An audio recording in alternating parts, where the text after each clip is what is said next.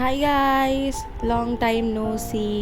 তো পরীক্ষার মাঝখানে আমি চলে গেছিলাম দীঘা ঘুরতে, বাট এবার একা না, no no no no no, এবার গেছিলাম আমার দাদু দিদুনকে নিয়ে, অ্যান্ড অবভিয়াসলি ছোটো মামা, মানামা, গুনু, মিষ্টু।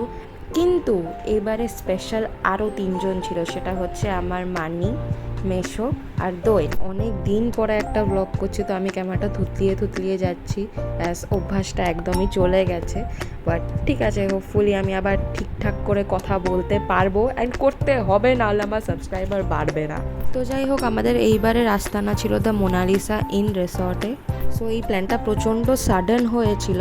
আমি অলরেডি একটা এক্সাম দিতে গেছিলাম, তো আমি এক্সাম দিয়ে বেরিয়ে এসে শুনছি যে আমরা দীঘা যাব। তো তাদের শরীরটাও খুব একটা ভালো না, তো তারা ঘুরতেও তেমন পারে না। তো এবারে আমরা ভাবলাম তাদেরকে নিয়ে একটু ঘুরে আসা যাক।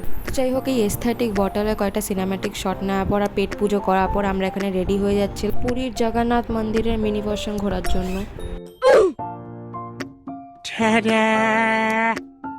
তো যাই হোক, সেজে গুজে একটু ঢং করে নেওয়ার পর আমরা চলে গেছিলাম নিচে রিসেপশনে, আর তাদের জন্য কিছু ছবি তোলা হচ্ছিল এখানে।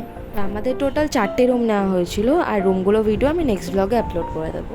তো আমরা এখানে পৌঁছে গেছি, কিন্তু আমি সবাইকে একটা জিনিস সাজেস্ট করব, যদি কেউ নিজের গাড়ি নিয়ে যাও তো আই উড প্রেফার যে নিজের জুতো গাড়িতেই রেখে যেও, কারণ কি জুতো রাখার জায়গাটায় কিন্তু প্রচণ্ড ভিড় হয়। তো যাই হোক, খুব কষ্টে একটা ছবি তোলা গেছে, মানে কি বলবো ভাই, এত ভিড়, মানে এতগুলো মাথা দেখা যাচ্ছে ফটোটার মধ্যে, দেখেই তোমরা বুঝতে পারবে অর্ধেক পপুলেশনই মনে ওখানে চলে এসেছিলো ওই দিনকে।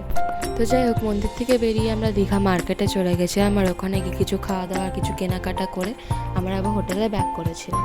তো বন্ধুগণ, আজকের জন্য এতটাই, দেখা হবে আবার পরের একটা ব্লগে। সবাই ভালো থেকো, টাটা।